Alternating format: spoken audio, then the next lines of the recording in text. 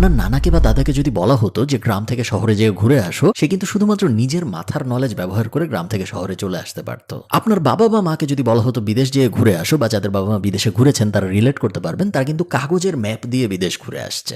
আপনাকে যদি আমি বলি শহরের এই মাথার থেকে ওই মাথা যান, বিদেশের কথা আমি বাদই দিলাম, চান্স আছে আপনি গুগল ম্যাপ ছাড়া পারবেন না। গুগল ম্যাপ ছাড়া আপনি আমরা অসহায়। গত 20 বছরে অনেক রিসার্চ হয়েছে এসব নিয়ে, এবং প্রায় সব রিসার্চই দেখা গেছে গুগল ম্যাপ আবিষ্কার হওয়ার পরের থেকে মানুষের 3টা ভয়ঙ্কর ক্ষতি হয়েছে। 1 নম্বর ক্ষতি, স্পেশাল মেমোরি ডিক্লাইন করা শুরু করেছে। স্পেশাল মেমোরি বলতে বোঝানো হয় আমাদের আশপাশে কি হচ্ছে আমরা ন্যাচারালি যখন ওই এনভায়রনমেন্টের ভিতর দিয়ে যাই তা আমরা পিক আপ করি, বাট গুগল ম্যাপ আবিষ্কার হওয়ার পরের থেকে এই ব্যাপারটা ডিক্লাইন করতেছে। সেকেন্ড, এনভায়রনমেন্টাল নলেজ কমা শুরু করছে। আপনি যখন রাস্তা দিয়ে হেঁটে যান, আপনি পাখি দেখেন, গাছ দেখেন, গাড়ি দেখেন, মানুষ দেখেন, অনেক কিছু দেখেন, এবং এই সব কিছুর থেকে আপনি অল্প অল্প অল্প অল্প জিনিস শেখেন। কিন্তু আপনি যখন গুগল ম্যাপে তাকায় হাঁটেন তখন কিন্তু আপনি কিছুই দেখেন না। এবং থার্ড, নলেজ স্টোর করার ক্যাপাসিটি মানুষের অনেক কমছে। আপনি রিয়েল লাইফ এক্সাম্পল, একটা রাস্তা আছে যে রাস্তা দিয়ে আমি যাই প্রায় ডাবলিনে আমাদের বাসার সামনে, আমি গাড়ি চালায় গেলে আমি যেতে পারি ম্যাপ ছাড়া, কিন্তু আসার সময় কেন জানি আমি ম্যাপ ছাড়া পারি না কখনো আসতে। এবং প্রত্যেকবারে আমি ভাবি যে আমি এই সেম রাস্তা পয়েন্ট এ থেকে পয়েন্ট বি তে আসতে পারছি ম্যাপ ছাড়া, পয়েন্ট বি থেকে কেন পয়েন্ট এ তে আসতে পারতেছি না।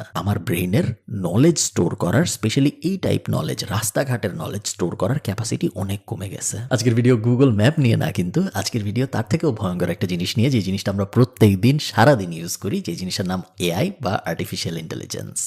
গত বছরের একটা রিসার্চে দেখা গেছে যে এআই ইউজ করা শুরু করার পরে থেকে মানুষের 2টা ভয়ঙ্কর ক্ষতি হচ্ছে, ইনফরমেশন রিকল করার অ্যাবিলিটি এবং প্রবলেম সলভ করার অ্যাবিলিটি। ব্যাপারটা বোঝা আসলে অত জটিল না। আমি যদি আপনাকে বলি 500কে 320 দিয়ে গুণ দিলে কত হয়, আপনি যদি ক্যালকুলেটর দিয়ে গুণ করে আমাকে বলেন, ওই অ্যান্সারটা আপনার 1 ঘন্টার বেশি মনে থাকবে না। কিন্তু আপনাকে যদি আমি বলি 500কে 320 দিয়ে গুণ দিলে কত হয়, যাও খাতা কলমে করে নিয়ে আসো, আপনি যদি করে নিয়ে আসেন চান্স আছে আপনার 7 দিন ওই জিনিসটা মনে থাকবে। এইখানে 500কে 320 দিয়ে গুণ দিলে অ্যান্সারটা কত হয় ওই ব্যাপারটা ইম্পর্টেন্ট না, আপনি কোন প্রসেসের ভিতর দিয়ে গেছেন ওই উত্তরটা বের করার জন্য ওই ব্যাপারটা ইম্পর্টেন্ট। এবং এই ম্যানুয়াল প্রসেসটার কারণে আপনার ওই ইনফরমেশনটা নিজের ব্রেইনে স্টোর করার ক্যাপাসিটি অনেক অনেক বেশি কম্পেয়ার টু আপনি যদি জাস্ট ক্যালকুলেটর দিয়ে করে আমাকে জানায় দেন। এই এক্স্যাক্ট জিনিসটা এখন হচ্ছে দুনিয়ায়, অঙ্ক নিয়ে না, সবকিছু নিয়ে।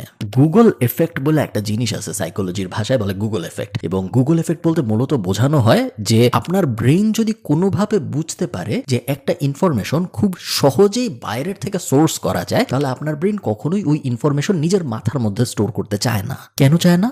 তার কারণ আমাদের ব্রেইন সবসময় ক্যালোরি বাঁচাইতে চায়। আমাদের ব্রেইন সবসময় চায় আমরা যেন সার্ভাইভ করি অ্যাজ আ হিউম্যান, এবং এই সার্ভাইভালের জন্য ক্যালোরি সেভ করাটা খুব বেশি গুরুত্বপূর্ণ। এবং এনশিয়েন্ট কাল থেকে অনেক অনেক আগের থেকে এই সেম ব্যাপার চলে আসতেছে। এখন আপনি চিন্তা করেন, গুগলের সমস্যার জন্য গুগল খুব তাড়াতাড়ি আমাদের ইনফরমেশন দিয়ে দিচ্ছে, এই কারণে মানুষের ব্রেইনের ক্ষতি হচ্ছে, যেটার সাইকোলজিক্যাল টার্মও আছে এবং বিশাল বিশাল স্টাডি আছে। বাট তখন মানুষ অ্যাটলিস্ট গুগল করতো, মানুষ অ্যাটলিস্ট 10টা জিনিস পড়তো, তারপরে সে তার ইনফরমেশনটা পাইতো। এখন এআই এর যুগে সে তার কিছুই করে না। এই কারণেই সবাই প্রেডিক্ট করছে যে সম্ভবত মনুষ্য জাতিকে এআই শেষ করে দিবে।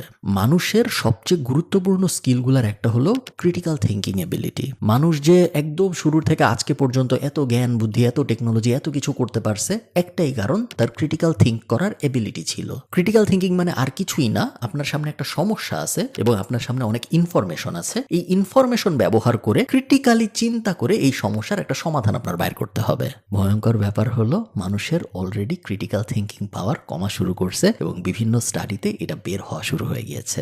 এই বছরই খুব ইন্টারেস্টিং একটা স্টাডি হয়েছে 666 জন মানুষকে নিয়ে, বিভিন্ন বয়সের এবং বিভিন্ন টাইপের 666 জন মানুষ নিয়ে তাদেরকে যখন অ্যানালাইজ করা হয়েছে, তখন দেখা গেছে যে যারা রেগুলার তাদের ডেইলি কাজের জন্য এআই ব্যবহার করে তাদের ক্রিটিক্যাল থিঙ্কিং এবিলিটি যারা ডেইলি এআই ব্যবহার করে না তাদের থেকে 68% কম। কেন?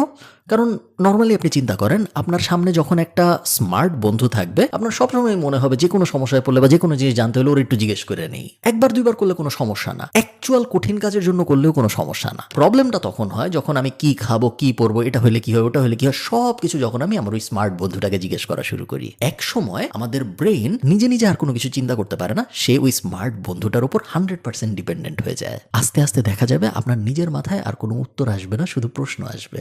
এই জিনিস জিনিস অলরেডি হওয়া শুরু হয়েছে। বিজ্ঞানীরা অনেক রিসার্চ করা শুরু করেছে এর থেকে বাঁচার কোনো উপায় আছে নাকি, কিন্তু কোনো উপায় এখন পাওয়া যাচ্ছে না। সবাইকে এই ট্রেন্ড বেশ বাজেভাবে এফেক্ট করেছে, বাট 17 থেকে 25 বছর বয়সীদেরকে একদম ভয়ঙ্কর বাজেভাবে এফেক্ট করেছে এই জিনিস।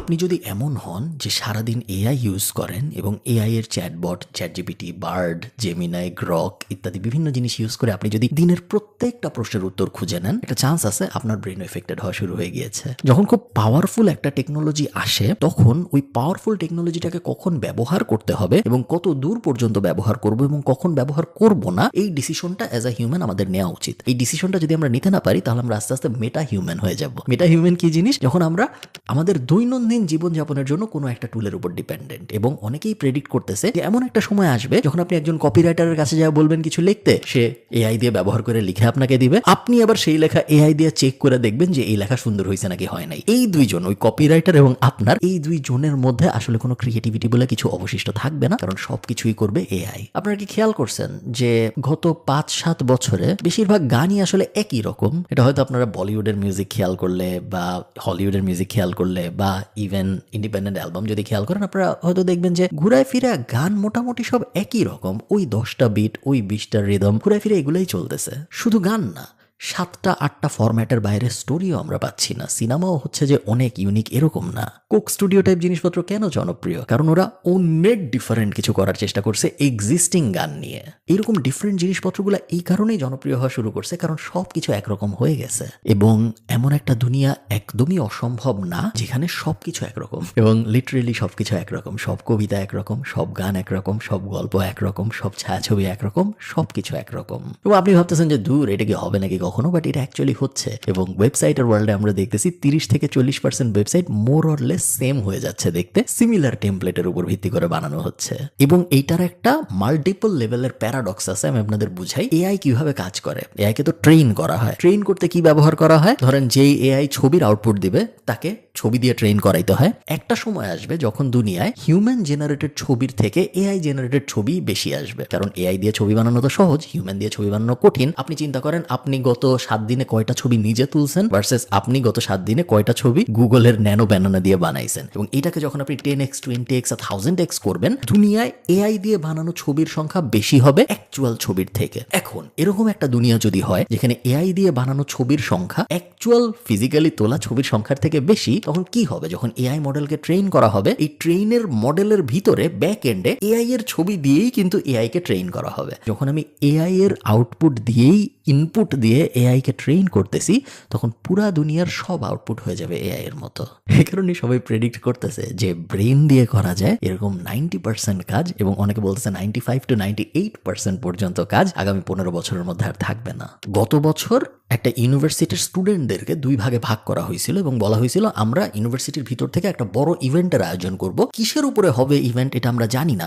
ক্যারিয়ার নিয়ে হবে না, মিউজিক নিয়ে হবে না, একটা কনসার্ট করবো, কি নিয়ে ইভেন্ট হবে আমরা এখনো জানি না। তোমাদের এই 2 গ্রুপকে ভাগ করলাম, তোমাদের কাজ হলো যা ব্রেইন স্টর্ম করা, তোমরা চিন্তা করে আমাদের এসে জানাও কিসের উপরে ইভেন্ট করলে ভালো হয়, আমরা ওই সপ্তাহে এই ইভেন্টটা করব। এক দলকে বলা হয়েছিল তোমরা এআই ব্যবহার করতে পারবা যদি চাও, আরেক দলকে বলা হয়েছিল কোনোদিনও তোমরা এআই ব্যবহার করতে পারবে না, নিজের মাথার মধ্যে যে ইভেন্টের আইডিয়া আসে ওগুলাই লিখে নিয়ে আসবা। যারা এআই ব্যবহার করেছে তারা অবশ্যই হাজার হাজার আইডিয়া নিয়ে ফেরত আসলো, এবং যারা এআই ব্যবহার করে নাই তারা মাত্র 5-10টা আইডিয়া নিয়ে ফেরত আসলো। কিন্তু দেখা গেল ওই হাজার হাজার আইডিয়া ঘুরে ফিরে সব সেমই, 5টা, 7টা, 10টা টেমপ্লেট, ওই 10টা টেমপ্লেটের 15টা আইডিয়া, 20টা আইডিয়া। তাই আউটপুট অনেক বেশি in terms of quantity, but কোয়ালিটির হিসাবে যারা এআই ব্যবহার করে নাই তাদেরটাই বেটার। এখন এইটা আবার একটা অদ্ভুত বিষয় না? কারণ আমরা তো জানি যে এআই সাধারণ একজন মানুষের থেকে অনেক বেশি বুদ্ধিমান। আমি আপনি তো বেশিরভাগই পিএইচডি লেভেলের বুদ্ধি রাখি না, বাট আমরা জানি যে এআই পিএইচডির পরীক্ষাও ক্র্যাক করতে পারে ইজিলি, মেডিকেল এক্সাম পাস করতে পারে ইজিলি, আমাদের থেকে অনেক অনেক বেশি বুদ্ধিমান। কোড লিখতে পারে, ছবি আঁকতে পারে, কপিরাইট করতে পারে, সবকিছু পারে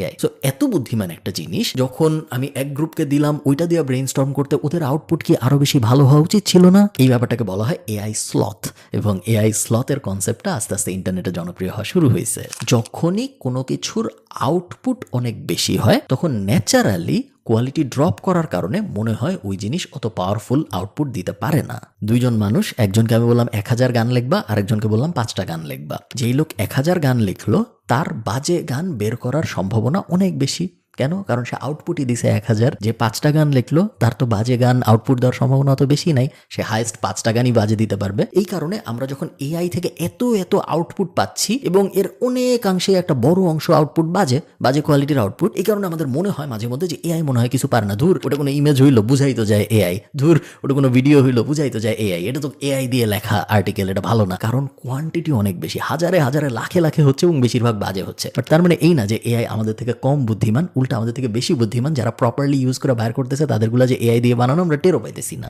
লাস্ট সবচেয়ে বড় যেই ক্ষতিটা হচ্ছে মানুষের, এবং এই ক্ষতিটা আমরা অনেকেই রিয়েলাইজ করতেছি না, সেটা হলো অ্যাটেনশন স্প্যান কমে যাওয়া এবং ভুল করে শেখার এবিলিটি কমে যাওয়া।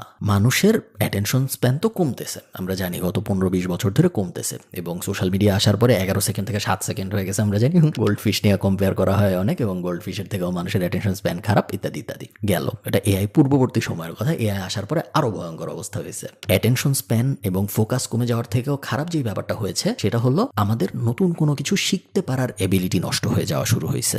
আপনি কোনো একটা কিছু শিখেন কিভাবে? আপনি চিন্তা করেন, একজন মানুষ কোনো একটা কিছু শেখার সবচেয়ে বেস্ট উপায় হলো ওই জিনিসটা করার চেষ্টা করা, তারপর ভুল হবে সেই ভুলটা ঠিক করার চেষ্টা করা, তারপর আবার ভুল হবে সেই ভুলটা ঠিক করার চেষ্টা করা, করতে করতে করতে করতে যে আপনি ওই ব্যাপারটা শিখে ফেলবেন।